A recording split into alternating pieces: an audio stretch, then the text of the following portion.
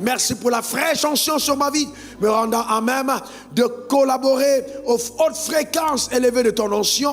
Au nom suprême de Jésus, j'ai prié. Et que quelqu'un dise encore Amen 3 fois.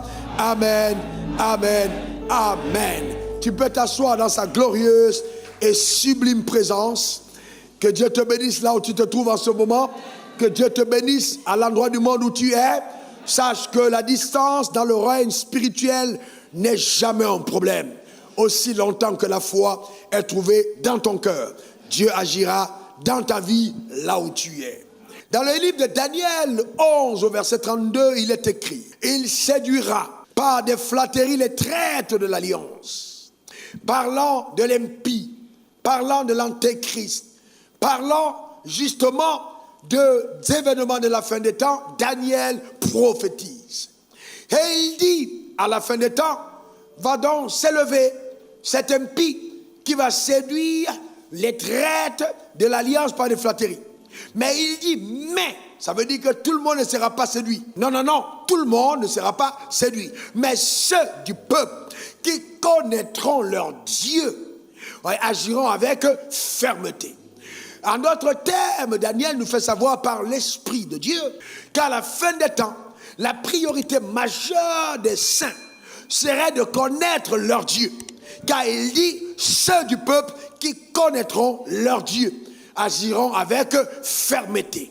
C'est triste de se rendre compte que beaucoup de croyants ne connaissent pas le Dieu qu'ils adorent, ne connaissent pas le Dieu qu'ils servent. Et c'est pourquoi la majorité vacille, ne sont pas stables, ne sont pas enracinés dans la foi et ne font pas des exploits parce qu'ils sont méconnaissants de leur Dieu, de leur Père. Hébreux 10, verset 38, ajoute et dit ceci: et mon juste vivra par la foi. Et là, vous savez, j'aime bien cette tournure expressément présentée par Dieu pour dire que certaines personnes prétendront être justes. Mais Dieu dit, et mon juste, que vous reconnaîtrez celui que moi j'ai justifié par sa capacité à vivre par la foi. C'est-à-dire que s'il se retire du boulevard de la foi, mon âme ne prend pas plaisir en lui. Je ne me réjouirai pas de quelqu'un qui ne marche pas par la foi. Et Jésus, parlant encore de la fin des temps, dira dans Luc 18 au verset 8, quand le Fils de l'homme reviendra, est-ce qu'il trouvera encore la foi sur la terre? En d'autres termes, Jésus prophétisait plus de 2000 ans avant et nous annonçait qu'à la fin des temps, ce qu'on retrouvera, qui sera absent sur la terre, ce ne sera pas les églises, ce ne sera pas des pasteurs, il y aura des églises, il y aura des dénominations, il y aura beaucoup de croyants, mais il y aura une rareté, voyez, de personnes vivant par la foi. En d'autres termes, pour encore me répéter, la foi sera donc justement l'ingrédient en voie de disparition. Les personnes vivant par la foi seront rares. Dans ce que le diable essaye de détruire, c'est ta foi. Alors ce message a pour but de t'amener véritablement à connaître Dieu, à aller à la redécouverte de ton Dieu, à la découverte ou la redécouverte de ton Dieu, que tu le connaisses véritablement, que tu connaisses ton Dieu, que tu connaisses son cœur, et que la conscience de la présence de Dieu à tes côtés soit infaillible, quel que soit ce qui arrive. Oui, c'est très, très, très important. Donc, vous voyez, la connaissance réelle de Dieu, que tu le connaisses véritablement. Donc, Dieu exige du croyant, c'est-à-dire de toi, que tu vives par la foi. C'est une exigence. Ce n'est pas une déclaration facultative. Et il dit, dans Galates 3, verset 11, le juste vivra par la foi.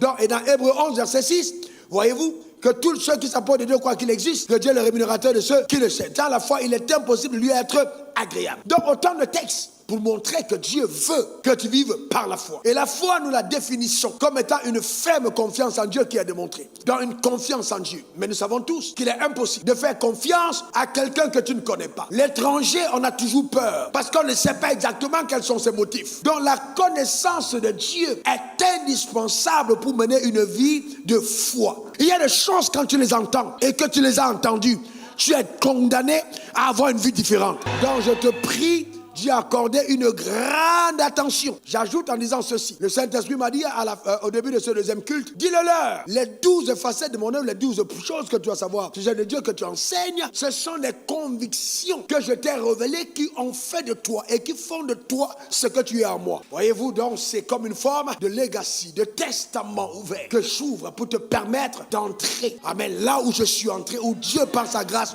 m'a conduit. Je ne fais exception de personne. Ta manière de dire amen m'embête.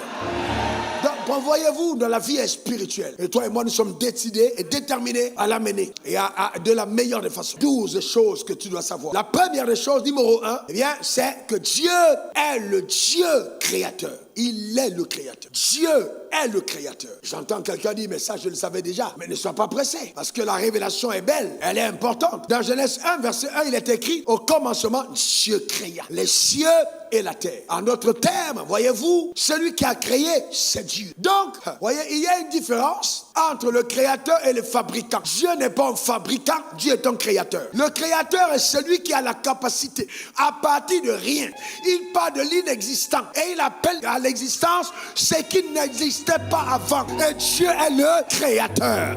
C'est pourquoi quand vous lisez la Bible dit Genèse 1, verset 1, au commencement, Dieu. Après on ajoute créa. Dans le Dieu que nous connaissons, révélé par lui-même, a voulu dès le commencement que tu saches qu'il est le créateur. Et quand vous lisez bien le livre de Genèse, il dit que la lumière soit et la lumière fut. Voyez-vous, Dieu appelle, les choses arrivent à l'existence. Les fabricants sont ceux qui donnent forme à ce qui a été créé, c'est-à-dire le potier. Le potier, il a fabriqué un pot. Il a pris l'argile, il a formé l'argile, c'est devenu un pot. Ne l'appelez pas créateur du pot, il n'est que fabricant du pot. Même le diable qui prend l'argent, qui met dans ta chambre, il n'est pas fabricant d'argent. Non, non, non, non, non. Il est voleur de l'argent fabriqué pour te donner. Quelqu'un comprend de quoi je parle? C'est très important. Il y a un seul dans l'univers qui est le créateur. Celui-là, c'est Dieu.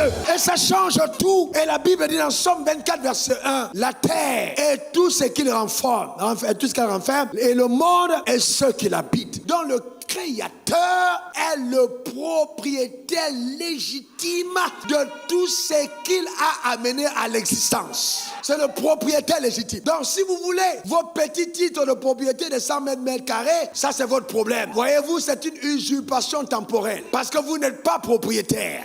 Le véritable propriétaire, c'est Dieu. C'est à lui que ça appartient. Donc tous les autres qui ont des petits avoirs, dans des petites zones, des petits territoires, des petites choses sur la terre, ils sont simplement des intendants des avoirs de Dieu. Dieu est le seul créateur. Tout le reste, c'est des intendants. Donc je ne comprends pas pourquoi est-ce que les gens se cassent la tête. Tu veux la richesse, tu vas aller chez qui? La Bible dit que l'or et l'argent appartiennent à Dieu. Pourquoi? Parce que c'est lui qui l'a créé.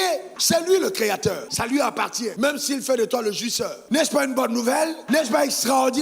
Maintenant, suis-moi bien, ce que je vais te dire est très fort. Chaque fois que Dieu est en même temps un créateur et en même temps un fabricant. Donc, il peut, dans son intelligence, amener à l'existence, suis-moi très bien, la terre. Il forme la terre. Il sépare les eaux, la terre d'avec les eaux. Là, on dit qu'il a créé la terre, il a créé les eaux, il les a séparés. Mais il est tellement intelligent qu'il dit, ok, je vais aller de la dimension, quitter la dimension de créateur à celle de fabricant. Mais je vais fabriquer en déléguant la responsabilité à ce que j'ai créé, d'amener de former elle-même des choses qui vont dépendre d'elle. Donc il donne à la terre une certaine autonomie. Suivez-moi bien. Il dit que la terre produise. La terre produit des plantes. Les plantes sont de la terre. Ce n'est pas Dieu qui a créé la terre, les plantes. Il dit que la terre produise les plantes. Donc il crée indirectement les plantes par la production déléguée de la terre. C'est-à-dire, il donne le travail à la terre. La terre se met en gestation. Pam, pam, pam, pam, pam. Commence à sortir les plantes. Donc quand vous regardez ces arbres-là, c'est la terre qui a travaillé pour amener tout ça à existence. Maintenant, il se tourne vers les eaux et dit, hey, oh, faites-moi votre travail. Sortez-moi les animaux vivants. Les autres se mettent pium, pium, pium. Les requins, les baleines, les crocodiles, tous ces gens sortent des eaux. Ça, c'est le travail des eaux, sous la parole de Dieu. Et au moment de créer l'homme, il dit, ok, la terre, tu as fait ton boulot. Le haut, tu as fait ton boulot. Je vais vous montrer de quoi je suis capable. Maintenant, il ne parle pas à la terre. Il ne parle pas aux eaux. Il parle à lui-même. Il dit, maintenant, nous-mêmes, créons pour nous. Sortons de nous-mêmes. Formons de nous-mêmes quelqu'un capable de faire du boulot. Et vous allez vous rendre compte que chaque fois qu'un élément est utilisé pour créer, pour former quelque chose, ce qui a été formé de cet élément, de cette matière, dépend de cette matière. Les plantes ont été formées de la terre. Et elles se nourrissent de quoi? De la terre. Les poissons ont été formés à partir des eaux. Et ils se nourrissent de quoi? Des eaux. Maintenant, l'homme a été formé à partir de qui? De Dieu. L'homme, le vrai homme. Donc, il dépend de quoi? De Dieu. Mais entre-temps, son corps, qui est la dimension physique, a été formé de la terre. De cette dualité. Donc, quand l'homme est séparé de Dieu, il perd de vue qu'il n'est pas simplement une personne formée de la terre, mais d'abord créée à partir de Dieu. Et Jésus nous rappelait, l'homme ne vivra pas de pain seulement, mais de toute parole qui sort de la bouche de Dieu. C'est pourquoi le jour de ta mort, ton corps retourne à la terre, parce que ton corps a été emprunté de la terre. Et tout ce que la terre t'a donné, elle reprend. Donc ton esprit retourne où? À Dieu. C'est pour ça que ton esprit retourne chez Dieu, et que le seul parti de ton être qui peut aller en jugement, c'est ton âme. Donc ton esprit retourne chez Dieu. Donc c'est important de le comprendre. Le Dieu qu'on sert est le Créateur. Amen. Il est le Créateur. Dis après moi, mon Dieu est le Créateur. Donc si tu l'as compris, tu n'as pas besoin de t'embêter. Et si donc la terre a été à même d'amener à l'existence, parce que Dieu a parlé en elle, imagine de quoi Dieu est capable de faire quand il parle à toi. Parce que la terre a produit tout ce qu'on voit. Mais qu'en est-il de toi? Parce que tu as été fait à l'image et à la ressemblance de Dieu. Donc si en toi résident les chromosomes divins, si c'est à l'intérieur de toi, si l'ADN de Dieu est en toi, et que Dieu a parlé à la terre, que la terre a été capable de faire tout ce qu'on voit, et que les eaux ont été capables de faire tout ce qu'on voit, de quoi l'homme est capable? C'est incroyable de quoi l'homme est capable. Quand je dis homme, c'est toi de quoi tu es capable. Je veux te dire que ta capacité surpasse ce que tes diplômes peuvent annoncer. Donne-moi le meilleur des amens. Ça n'a rien à voir avec le quartier où tu habites. Rien à voir. Que tu sois dans un taudis, dans un ghetto, dans un palais, ce qui compte, c'est justement d'où tu viens. C'est d'où tu viens. Et je vais annoncer à quelqu'un qui est né de nouveau que tu viens d'en haut. Tu es né de Dieu. Tu appartiens au règne supérieur. Frères et sœurs, révérends à soi. Quand tu connais de telles choses, aucun sorcier ne peut te faire peur. Aucun sorcier. C'est pas des affaires de... Non, aucun sorcier. Mais je suis conscient qu'il y a des choses qui ne sont pas réglées pour ma prière. Il y a des connaissances. Moi, je vais dormir au milieu des sorciers. C'est les sorciers qui déménagent. Je ne comprends pas. C'est les sorciers qui déménagent. Non, faites attention. Il y a des sorciers dans ta famille. Il faut faire attention à eux. Frère, je te dis une chose. Si je vous le dis souvent, c'est parce que votre connaissance est basse. Quand tu arrives à ce niveau, c'est les sorciers qui commencent à dire, si tu rencontres, il faut leur faire attention, parce qu'il est dangereux. C'est eux qui commencent à parler de toi de la sorte. Alléluia. Et la bonne nouvelle, c'est que tu n'as pas été fabriqué. Tu n'as pas été fabriqué. Et ton Dieu n'a pas été fabriqué. Parce que ton Dieu est l'alpha. Alléluia. Au commencement, Dieu. Le fait qu'il soit le commencement lui donne, voyez, la légitimité d'être l'alpha. Et donc, il est donc légitime pour l'alpha d'être l'oméga. Est-ce que quelqu'un comprend? Parce qu'il a été le début. C'est lui qui a commencé. Donc s'il a commencé, c'est lui qui prend fin, qui met fin. Donc il est l'alpha et l'oméga. La légitimité est en lui. Dieu ne peut pas te commencer et quelqu'un te termine. Dieu ne peut pas m'avoir commencé et un sorcier du village me termine. Ce n'est pas possible. Il n'y a pas de fin quand il n'a pas encore dit que c'est la fin. Et personne ne peut mettre fin à ce que Dieu a alphaïsé. Le vocabulaire français est constamment en gestation. Donc ne me dites pas que je parle mauvais français. Voyez-vous, celui qui a alphaïsé ta vie va l'omégaïser. C'est ça ton partage au nom suprême de Jésus. Donne-moi ton meilleur amen. C'est les choses qui arrivent. Donne-moi ton meilleur amen. C'est Dieu qui a commencé ta vie. Sois calme. Sois calme. Dis je suis calme. Encore je suis calme. Si vous me connaissez et me côtoyez, le mot reste calme, c'est une expression favorite. Reste calme. C'est-à-dire ne panique pas. Quelqu'un t'a commencé. Est-ce que quelqu'un comprend? Dieu est le créateur.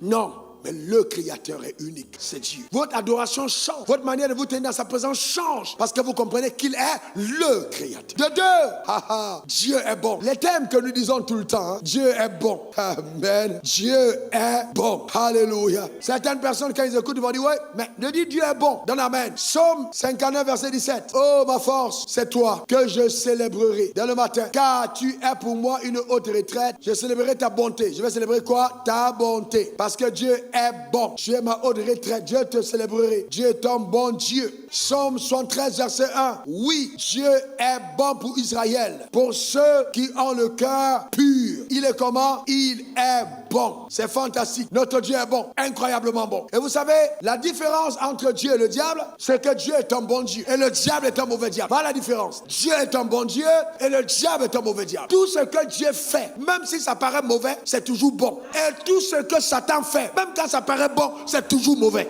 Est-ce que quelqu'un comprend ça? C'est clair, c'est clair. Tout ce que Dieu fait, même quand ça paraît mauvais, c'est toujours bon. Et tout ce que le diable fait, même quand ça paraît bon, c'est toujours mauvais. Voilà comment il faut les catégoriser. Donc il n'y a rien de bon en Satan, et il n'y a rien de mauvais en Dieu. Dieu est bon. Amen. Et c'est parce que Dieu est bon qu'il est amour. En fait, l'amour vient exprimer sa bonté. C'est un levier expressif de la bonté de Dieu. Vous voyez, il est bon, il est amour. Alléluia. Amen. C'est pas des goûts qui mentent, c'est toujours stable. Parce qu'il n'y a pas d'ombre de variation en Dieu. C'est un bon Dieu. Et c'est parce qu'il est bon qu'il accorde des grâces. Et il dit, mon petit troupeau ne craint point. C'est de mon bon plaisir. C'est de mon bon plaisir. C'est de mon bon plaisir de t'accorder mon royaume. Dieu est bon. Mais beaucoup de prédicateurs l'ont transformé en méchant Dieu. Dieu n'a jamais été méchant. C'est un Dieu bon. Très bon. Et c'est parce qu'il est bon qu'il est miséricordieux. Sa miséricorde dure à toujours. Demandez aux hommes comme David. Vous connaissez sa miséricorde quand vous avez tressailli, quand vous avez fauté vis-à-vis de sa loi. Sa miséricorde vient à votre secours pour vous donner de ne pas mériter le châtiment que vous méritiez. C'est ça le Dieu que nous servons. C'est un Dieu miséricordieux. Et sa miséricorde dure à toujours. Alléluia. Il est tellement bon qu'il a aimé le monde. Il a donné son Fils unique afin que quiconque croit en lui ne périsse point, mais ait la vie éternelle. Il est tellement bon qu'il n'a pas eu un Jésus pour les blancs, un Jésus pour les noirs, un Jésus non. Il a donné un seul médiateur entre Dieu et les hommes afin que quiconque le reçoive appartienne à son royaume. Il est un bon Dieu. Alléluia. Ta manière de dire amen m'embête. Dis encore amen. C'est incroyable. Ce Dieu est simplement bon. C'est un bon Dieu. Il veut te faire du bien. Il va couronner ta vie de grâce. Imagine ce Dieu, quand il t'a créé, quand il a commencé ton histoire, il t'a d'abord béni. La bénédiction était l'expression qui t'introduisait dans l'univers de sa bonté. Note-le.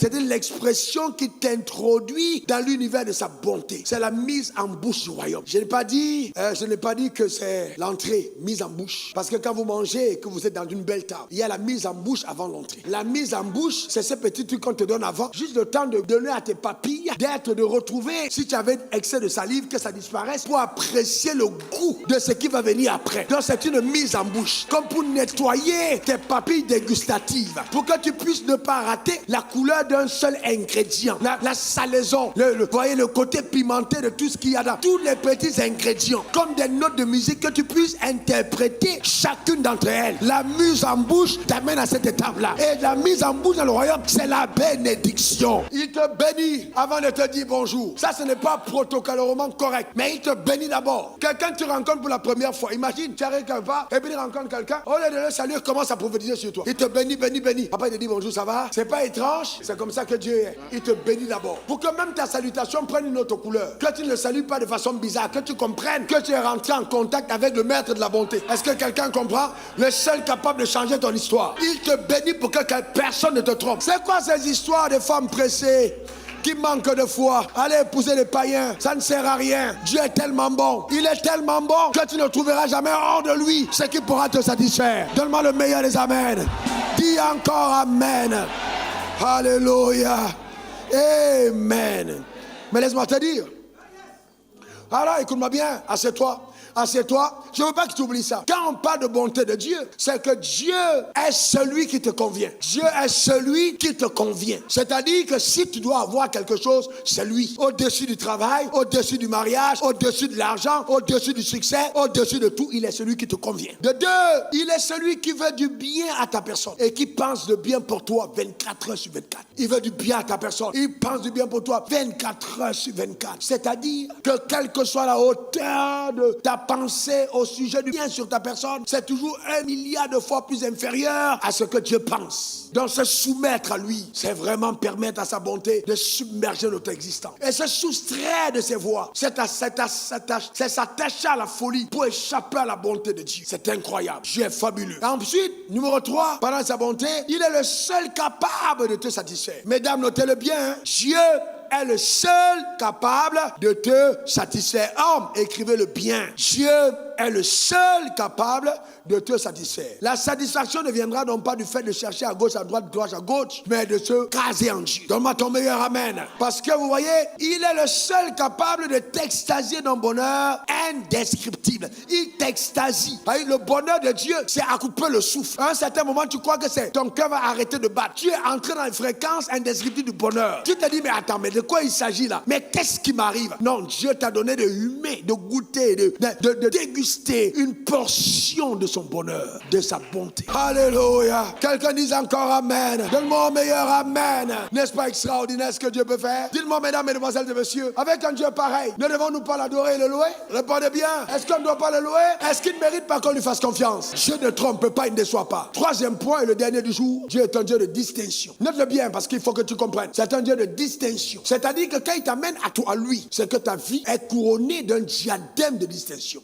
Tu es obligé d'être rayonnant d'une rayonnance qui n'a rien à voir avec les performances de l'humain. C'est un Dieu qui distingue. Et il dit, on verra de nouveau la différence entre ceux qui servent Dieu, qui le craignent et qui ne craignent pas. Parce que Dieu distingue. Il n'y a pas de confusion. Pas possible. Peut-être que tu n'as pas encore vu, mais si on vous met ensemble avec une autre sœur ou un autre frère au milieu et on demande au sorcier, qui appartient à Dieu? Le sorcier sait. Parce que ta splendeur et ta brillance dans le monde spirituel te distinguent. Quand il dit vous êtes la lumière, est-ce que Dieu ment? Est-ce que Dieu ment? Il dit vous êtes là, ça veut dire que quand on te voit dans le monde, tu brilles. Dis encore amen. Ça veut dire que je peux briller dans un ghetto. Je peux briller, est-ce que vous comprenez? Dans un entrée couché. Je peux briller alors que je suis endetté, mais je brille. Je peux briller alors que je suis en prison. Je brille. Joseph a brillé. Donc cette lumière qui est en toi, elle est la conscience divine pour dire que même s'il passe par les mêmes choses que vous, son cas est différent. Ah là là là là là là.